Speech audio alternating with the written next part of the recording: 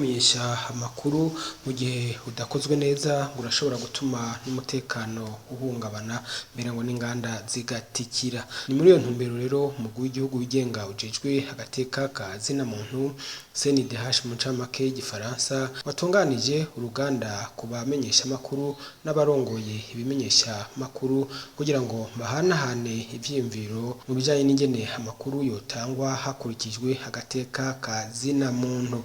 Ibi rero bikaba bimwe mu bishikirizwa na Anaclet Nzohabonayo icegera c'umukuru w'umugwi CNDH. Reka rero tumwumvirize. Abamenyesha amakuru dushoboye kubigisha bakumva neza ingene bashobora gukora akazi bajejwe, ubwo ni igihugu cose kirungukira kuko ivyo baba bariko barabikora barabimenyesha bene gihugu, bakabimenyesha inzego mbere n'amakungu akabimenya. Igihe rero babikorera ku mategeko bisunze akazi kabaraba kiwabo, ubwo murumva yuko ivyo bintu bikenewe na cane cane ubunye muri ibi bihe aho hari ingufu ziriko zirashigwa ku bintu bijanye n'agateka ka zina muntu n'ibintu n'imigambi y'iterambere mu gihugu.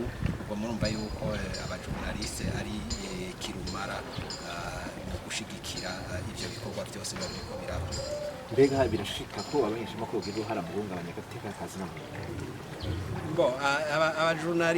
Abajournaliste igihe boba bariko bakora batisunga amategeko, ni kuvuga information barose batarondera information bisunze amategeko hama bagahengama, birashobora gushika ko bashobora guhungabanya agateka ka zina muntu mbere n'agateka k'igihugu. Ni naco gituma twagize tuti reka tubatumire muri izi nyigisho kugira ngo tubigishe, tubabwire dusangire ikiyago ukuntu umujournaliste yotegerezwa gukora kugira ngo yubahiriza agateka ka zina muntu nakiwe kubahirizwe, kuko natwebwe turazi yuko harimo abo agateka kabo katubahirizwa bivuye kuba bakoresha, bivuye kuba bakoresha canke bivuye gufata nabi information baba bagize ntibaba barose bakayihingura nabi, ugasanga bashikirije ibitajanye n'ivyo babonye. Murumva yuko rero umwuga wanyu uhambaye cyane, ushobora gutera ingorane igihe ukozwe utisunze amategeko. Izo ngorane ziba ari nk'izahe n'amajambo? Ingorane n'igihe abajournaliste baba bariko bakora source d'information bariko barakoresha atarizo canke ntibashobore gufata abantu bose co kimwe.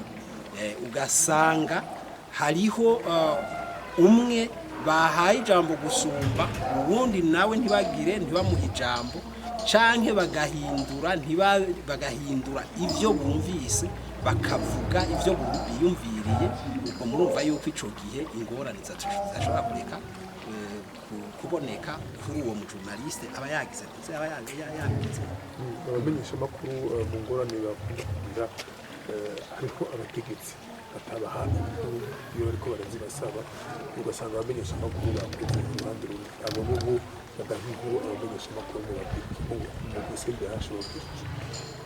Twebwe ico twibaza kuri ico nuko urwego rw'iwacu rwa CNDH twebwe igihe mudukenereye hose twama twazibahaye. Ndibaza yuko ahantuze bataraza kugura information abo bandi nabo sinzi yuko bariho, nta manda bise yuko bavugira abaribo, sinzi abaribo, sinzi nta ruhusha mvise rwo kubavugira. Mugabe ico ngira ntuze ico nibaza nuko hariho amategeko agenga accès à l'information. Ayo mategeko rero agenga accès à l'information abajournaliste bo kwitwaririka bakagira bakama bayakurikiza pour accéder à l'information. Akabazo kamwe kuronka inyigisho ni kimwe ariko kuzishira mu ngiro n'ikindi. Hoba ari intumbero mwa mufise yo gufasha abamenyesha amakuru gushira mu ngiro ibi bazoba bize kumbure ari mu biganiro canke ibindi. Gufasha abamenyesha amakuru ni ibimubona twatanguye twamamwo kubakarihiriza ubwenge tukabatumira dufadikanije n'abafasha umugwi CNDH. Rero jewe ndibaza yuko mu minsi iza muri kazoza turavye uruhara rwanyu muri ibi bihe mu bihe vy'amatora, nibaza yuko inyigisho nk'izi zizobandanya zitunganye.